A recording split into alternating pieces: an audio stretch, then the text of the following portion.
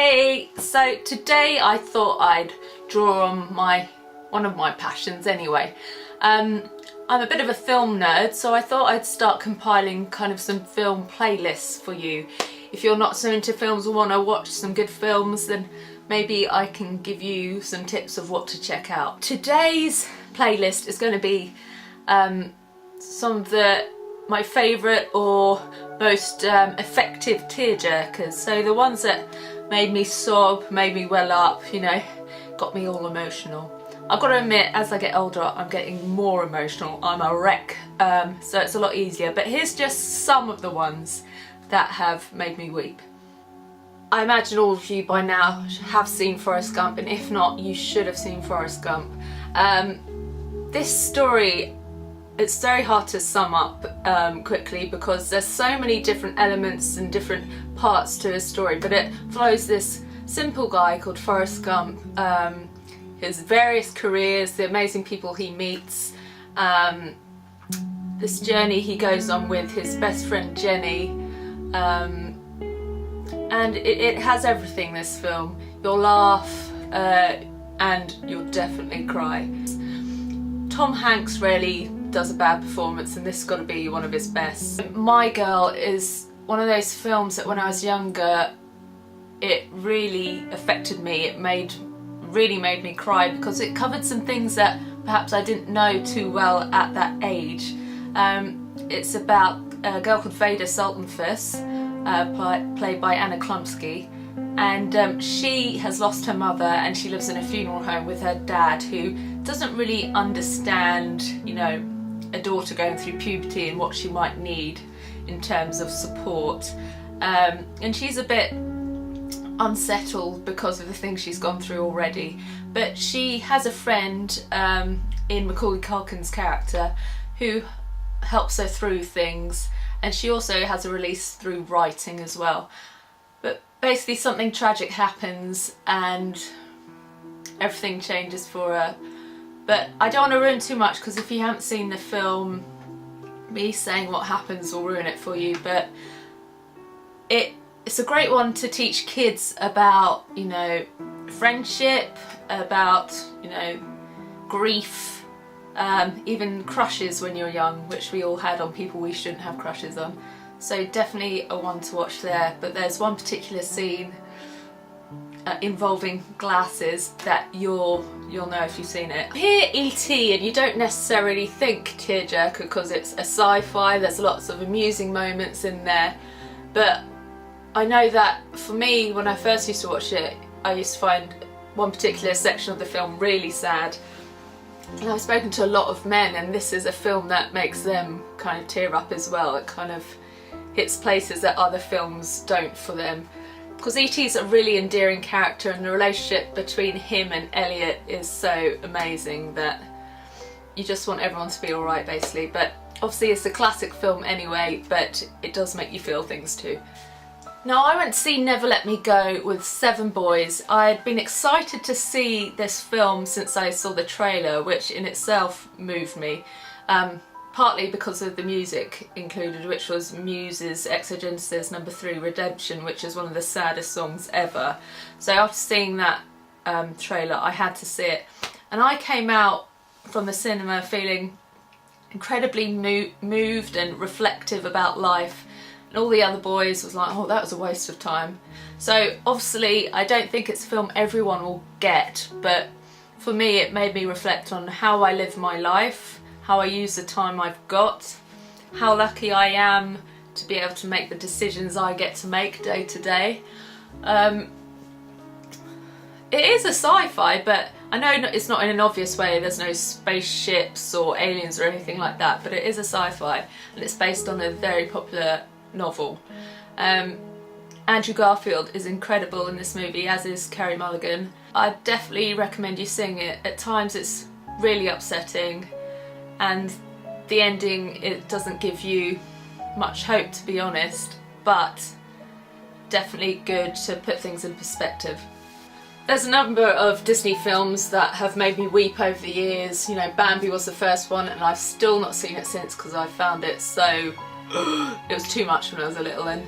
And obviously Toy Story 3, when you think they're all going to get obliterated into that furnace, that bit's really upsetting. But for me, the main one that makes me cry is The Lion King. That moment where Simba has to say goodbye to that very important person in his life and also lives with the guilt. It's really distressing, not helped by the soundtrack, which is equally as sad. But it's a great film about, you know, coming of age and responsibility and family and all that sort of stuff. So, beautiful film, still one of the best Disneys in my eyes. Let's face it, anything by Nicholas Sparks is gonna get you weeping. That's what he does so well. But The Notebook is probably the one that gets me the most. I remember the first time I watched it, I didn't just cry, I sobbed till I was you know, when you shake and rock, and you know, it was a proper, I was inconsolable, if I'm honest. I think it's because at that time I was going through a bit of a issue in my love life, so it particularly, you know, I don't know, I felt it anyway. Obviously Ryan Gosling, delightful to watch, as is the adorable Rachel McAdams. I think the reason it's so upsetting is because we've all been there. Well, I speak from personal experience, we've had those relationships and those people that we should be with but we can't be with for certain reasons, or those loves where we're separated, or those situations where you're with someone that's really lovely and you think the world of, but he's not the one, and you think you might have to settle, or you know that you're going to have to break their heart even though they don't deserve it, and breaking someone's heart is horrible.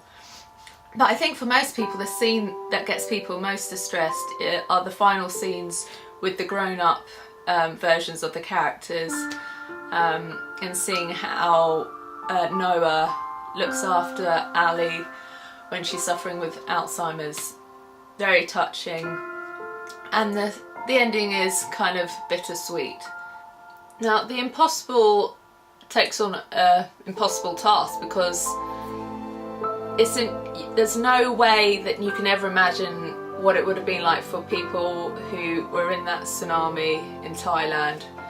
That said, this film kind of really does make you feel like you're there. It's so consuming, so dramatic, so it gets all the emotions, everything working, and this is upsetting because it is so tragic, so devastating, and it just makes you just think what it would have been like for those people. And Naomi Watts gives an incredible performance in it.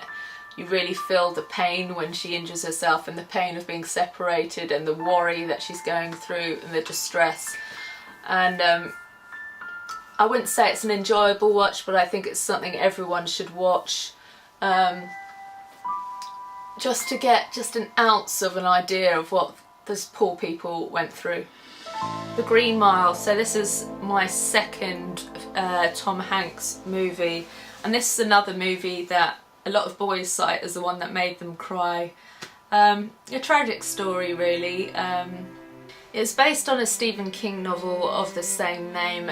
It's based during the Great Depression, and it revolves around the story of Michael Clark Duncan's character, who is on death row. It uses fantasy sequences throughout it, but yeah, again, I don't want to give too much away, but heartbreaking climax to the film. Great performances again.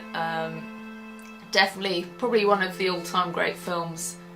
The Diving Bell and the Butterfly is a film that I watched at a screening when I was at Elle magazine, and throughout the film I found it incredibly hard not to make sniffy noises, but when the lights went up in the small screening room, I looked round at all the colleagues and they all had like wet faces from all the crying. Basically it's based on a past French Elle editor who was in an accident and suffered a stroke, and ended up with locked-in syndrome. Via flashbacks you see his past life and what he got up to, and the comparisons that you draw because of the flashbacks to where he is now are just devastating, because there's such a vast difference between the present and the past. and you see how a nurse helps him as he learns to communicate in a new way, and eventually write a book. Each word took him 2 minutes to be translated to the person helping him, because he was using blinking to spell. So that gives you an idea of this guy's determination. It's just unbelievable. Really, like I said, like some of the other stories, it puts your life in perspective and makes you realise how lucky you are, but you also feel inspired by this person's, you know, triumph over adversity and just determination to still do what he loved. So £7 is a film that I watched on the plane coming back from LA, and it was a journey that I'd also watched various sad films, and I know that they say you're ultra emotional when you're on a plane, something to do with the altitude or whatever, but I found this really difficult to watch, and I haven't watched it since, although I'm going to this week. But I remember it being devastating. I remember there being twists and things that I didn't expect that literally ripped my heart out. But it stars Will Smith, who, as you know, is always extremely watchable. There's also Woody Harrelson and Rosario Dawson. Basically, Will Smith's got a secret, and he meets various people and changes their lives in certain ways for a certain reason. Like I said, I don't want to give too much away, but God, a heart-wrencher. Watch it, that's all I can say without... So a bit of an older film, this is from the 1970s, I think it was 1970, and this is Love Story, starring Ali McGraw and Ryan O'Neal. You know, when you're younger you think, oh, I don't want to watch an old film, it's going to be boring. So I watched this a bit reluctantly, and they were right. It's a great film, but ultimately heartbreaking. It is considered one of the most romantic films of all time, so there are some lovely aspects to it, but ultimately there is a sad ending. As well as tackling things like illness and being in a young relationship, it also looks at, you know, falling out with family members and being in a relationship which doesn't necessarily please your parents. I think we've all been in that situation before, so that's another aspect that people can relate to. This film made stars of Ryan and Ali, and it's not surprising. Ali is just beautiful to watch in it. Another film taken from a book, I can see a pattern emerging here, and this is Beaches. It was made in the 1980s, I think 88, sorry if I'm wrong. It stars the fabulous diva that is Bette Midler. You probably, you may be more aware of its theme song, which was Wind Beneath My Wings, which, as you know, the lyrics and everything are heartbreaking in itself, so you can kind of imagine that the film would follow suit. This film is basically about friendship and love, platonic love, and how, you know, you have ups and downs over the years, but at the end of the day you still love each other. And also it talks about how men can sometimes come in between friendships, you know, when you both have feelings for the same guy. I think after you watch this you will hug your best friend a lot tighter. Another film based on a best-selling novel. This is about a little boy called Bruno during World War II in Berlin. Basically, it's based in a concentration camp, so I think that alone tells you that it's going to be quite a distressing watch. Obviously there are some upsetting points all the way through, but it's the ending that really gets you. It's one of these films that stays with you for a while, and you really think about, you know, war and what the people went through. So the next one is another war-based film, and that is Steven Spielberg's Schindler's List. It already has one of the most heart-wrenching scores. The theme tune with the cello, whenever I hear it on Classic FM, it just takes me back to the film, but it's a very melancholic melody anyway. The film is based around a guy called Oskar Schindler, who was a German businessman who he saved thousands of people, mainly Polish Jewish people, by hiring them to work in his factory. Ralph Fiennes and Liam Neeson are stunning in this film. Some of the visuals are incredible and have become quite iconic. The use of the changing from black and white to colour. Another important war-based film to watch if you haven't seen it already. Now, Life is Beautiful was largely amusing and fun and just made you smile, but it turns quite dark in the end, particularly when they get to the concentration camp, and you see this dad so desperate to protect his son who he is incredibly close to and who you've learned to love throughout the film. This is another film that I've only seen once because it upset me so much, but I can't recommend it enough, and it's no surprise to me that he got the Oscar for main actor because he is incredible in this film. He's quirky, he's humorous, he's eccentric, he's endearing, he's tragic, he's got everything. So Benigni, who I said won the Oscar, he also directed the film, so you can tell this was a real passion project. He obviously gave it everything he had. Beautiful, stunning film. The next film is an example of an animal-based film that makes me rather upset. I mean, there's been many in my life because I love animals and I love dogs. I remember Old Yeller used to get me. What else is there? Marley and Me, obviously, all sorts. But this one gets me sobbing.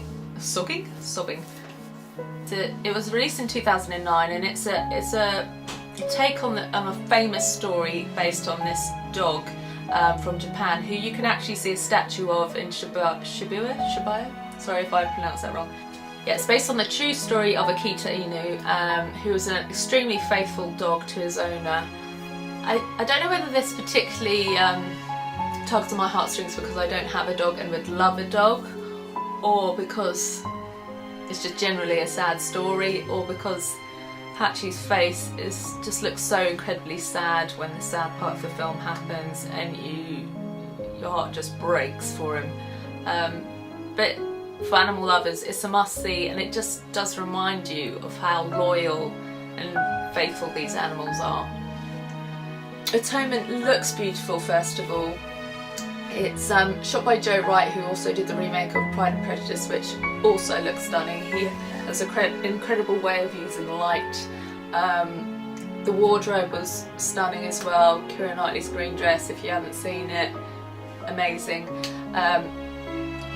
It's basically a story about how a lie can change your entire life. I guess a bit butterfly effect sort of thing. And Bryony, who's, I think she's about 13 and the sister of Keira Knightley, lies, and basically it ruins things for a lot of the characters in the film. And this is set kind of before the war and during the war, and basically you're willing a certain couple to be together and things don't pan out.